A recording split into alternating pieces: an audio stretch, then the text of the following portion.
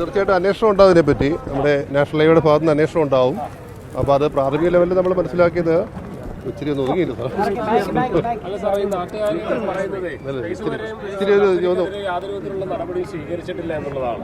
അല്ലല്ലോ, നമ്മൾ തീർച്ചയായിട്ടും ഇതിന് നമ്മൾ പ്രാഥമിക ലെവലിൽ നിൽക്കുന്നേ ഉള്ളൂ. ഇത് അന്വേഷണം പൂർണ്ണമായി തീർച്ചയായിട്ടും ഡീറ്റെയിൽ അന്വേഷണം നാഷണൽ ഹൈവേയുടെ ഭാഗത്ത് ഉണ്ടാവും. എന്തുകൊണ്ടാണ് സംഭവിച്ചത് വ്യക്തമായിട്ടൊരു അന്വേഷണം ഉണ്ടാവും, നാഷണൽ ഹൈവേയുടെ ഭാഗത്തുണ്ടാവും. പ്രാഥമിക രൂപത്തിൽ നമ്മളിപ്പോൾ ഇവിടെ നമ്മൾ നിൽക്കുന്ന ഭാഗത്ത് ടോൾ പ്ലാസ ആണ്. ഏകദേശം 38 മീറ്റർ വീതിയുള്ള സ്ഥലമാണ്. അപ്പോൾ ഇവിടെ നമ്മൾ ഇത് ലിഫ്റ്റ് ചെയ്ത് വെക്കുന്ന ഗാൻട്രിക്ക് വെച്ച് ലിഫ്റ്റ് വെച്ചതിന് ശേഷം സൈഡ് പുഷ്, നമ്മൾ നോർമൽ കേസിൽ ഇതിനടിയിൽ ബെയറിംഗ് ഉണ്ട്, ബെയറിങ്ങിൻ്റെ മുകളിൽ കൃത്യമായിട്ട് പുഷ് എടുത്ത് വെക്കുകയാണ്. പക്ഷേ ഇവിടുത്തെ കേസിൽ ഇവിടെ അത് സാധ്യമല്ല. ഗാൻട്രിക്കേറ്റർ വെച്ച് എടുത്ത് റേസ് ചെയ്തതിന് ശേഷം ഇത് സൈഡിലോട്ട് മാറ്റി വെക്കുകയും ഈ ബെയറിങ്ങിൻ്റെ മുകളിൽ ഉയർത്തി വെക്കുകയും ചെയ്യേണ്ടി വരും. അപ്പോൾ ഈ ഞാൻ മനസ്സിലാക്കിയത് ഉയർത്തി വെച്ച സമയത്ത് ജാക്ക് ഫെയിലിയറായി ഇത് താഴെ വീണെന്നാണ് മനസ്സിലാക്കിയത്. ഇതല്ലേ പറയാം, ഒരെണ്ണം വീണു, അത് മറ്റേ ബീമിൻ്റെ മേളിലോട്ട് ഗാർഡറിൻ്റെ മേളിലോട്ട് വീണു, അങ്ങനെ രണ്ടുകൂടെ കൊളാപ്സ് ചെയ്യുമെന്നാണ് മനസ്സിലാക്കുന്നത്. സൂക്ഷ്മ സമയത്ത് നമ്മൾ ഈ സമയത്ത് ലിഫ്റ്റ് ചെയ്യുന്ന സമയത്ത് വാഹന നിയന്ത്രണം പറഞ്ഞിരുന്നു, ചെയ്യണമെന്ന് പറഞ്ഞിരുന്നു. എന്താ സംഭവിച്ചത് പരിശോധിക്കാം. നമ്മൾ സാറിന് നമ്മൾ ഇത് സമയത്ത് വാഹനം ട്രാഫിക് സ്റ്റോപ്പ് ചെയ്യുമായിരുന്നു, സ്റ്റോപ്പ് ചെയ്യാൻ ഡയറക്ഷൻ കൊടുത്തിട്ടുണ്ടായിരുന്നു. എന്താണ് സംഭവിച്ചത് നോക്കാം. ഒരു വണ്ടി വാഹനം വന്ന് കയറിയത് അവർത്തത്തിലൊരു രാജേഷ്, നമ്മുടെ പള്ളിപ്പാട് സ്വദേശിയാണെന്ന് മനസ്സിലാക്കുന്നു. അദ്ദേഹത്തിന്റെ ബോഡി ഇപ്പോൾ ജനറൽ ഹോസ്പിറ്റലിലോട്ട് മാറ്റിയിട്ടുണ്ട്.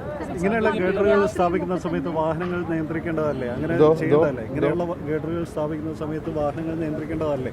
തീർച്ചയായിട്ടുമാണ്. നമ്മളെ സംബന്ധിച്ചോളം ഇതിപ്പം 1000 ദിവസമാണ് നമ്മളിതൊരു കൺസ്ട്രക്ഷൻ വേണ്ടി ഉള്ളത്.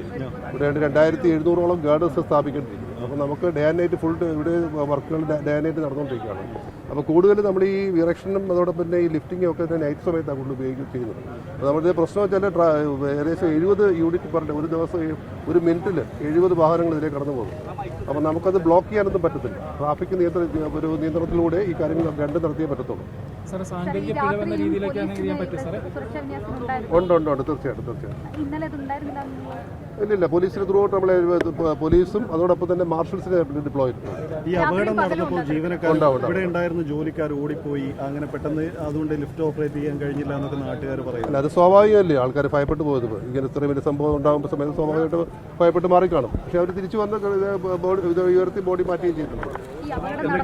ആദ്യം ഓടിയെത്തിയ നാട്ടുകാർ പറഞ്ഞത് ഇവിടെ ആ സമയത്ത് തൊഴിലാളികൾ മാത്രമാണ് ഉണ്ടായിരുന്നത്, പോലീസ് സംവിധാനമോ അത്തരം സംവിധാനങ്ങളൊന്നും ഇല്ലായിരുന്നു എന്ന് പറയുന്നത്. നോക്കാം, പരിശോധിക്കാം.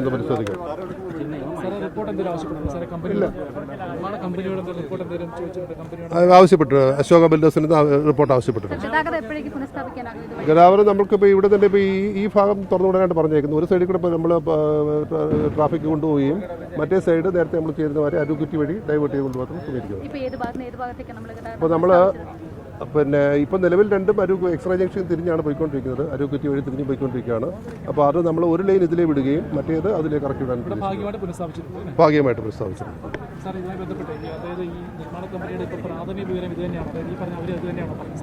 അതെ. അപ്പോൾ നമുക്ക് ഇവിടുത്തെ ഒരു ഭാഗത്ത് നമ്മൾ ഗാൻട്രി ഗേറ്ററിനകത്ത് നമ്മൾ വിഷയം നോർമൽ ഹൈവേയുടെ വീതി 24.5 മീറ്ററാണ്. നമ്മൾ ഗാൻട്രി ഗേറ്റർ പ്ലേസ് ചെയ്ത് 30 മീറ്ററാണ്. പക്ഷേ ഇവിടുത്തെ വീതി 38 മീറ്ററുണ്ട്. അപ്പോൾ നമ്മൾ നേരത്തെ ഞാൻ സൂചിപ്പിച്ചാൽ ഈ ഗാർഡർ ഉയർത്തി ഈ ബെയറിങ്ങിൻ്റെ മുകളിൽ വെക്കാൻ പറ്റത്തില്ല. അപ്പോൾ നമുക്ക് സൈഡിൽ വെച്ചിട്ട് പുഷ് ചെയ്ത് കൊണ്ടുപോകാൻ പറ്റില്ല. അപ്പോൾ അതിന് നമ്മുടെ ഹൈഡ്രോളിക് ജാക്കുകളാണ് അത് ഉപയോഗിക്കുന്നത്. ഈ ഹൈഡ്രോളിക് ജാക്ക് ഉപയോഗിച്ച് പുഷ് ചെയ്തതിന് ശേഷം ആ പൊസിഷൻ വന്നതിന് ശേഷം ഇത് ലിഫ്റ്റ് ചെയ്യണം. ലിഫ്റ്റ് ചെയ്താൽ ഇതിൻ്റെ വെളി വെക്കണം, ബെയറിങ്ങിൻ്റെ വെളി വെക്കണം. അപ്പോൾ ആ സമയത്താണ് ഈ ജാക്ക് ഫെയിൽ ആവുകയും ഇത് സംഭവിക്കുന്നത്. ഒരെണ്ണം മറിഞ്ഞു, അത് മറ്റേതിൻ്റെ വെളി തട്ടി രണ്ടും താഴെ വീഴുക. തീർച്ചയായിട്ടും. നമ്മൾ നേരത്തെ ഉള്ളത് നമുക്ക് KCCയുടെ ഭാഗത്താണ്, നമ്മുടെ അവിടെ ബീച്ചിൻ്റെ ഭാഗത്ത്. അപ്പോൾ അത് നമ്മൾ റിമൂവ് ചെയ്തിട്ടുണ്ട്. അത് മൊത്തം അവർ എക്സ്പെൻസിൽ തന്നെ റീപ്ലേസ് ചെയ്യാൻ പറഞ്ഞിട്ടുണ്ട്. അത് ഉണ്ടായിരുന്നു അവിടെ ബീം. പക്ഷേ ലിഫ്റ്റ് ചെയ്തപ്പോൾ അല്ലല്ലോ, നമ്മുടെ വണ്ടിയിൽ നിന്ന് അങ്ങനെ പറഞ്ഞുകൂടെയല്ലോ, വണ്ടിയിൽ നിന്ന് വീണല്ലോ, വണ്ടി ട്രാൻസ്പോർട്ട് ചെയ്യുന്ന സമയത്ത് പറഞ്ഞുകൂടെയാണ്.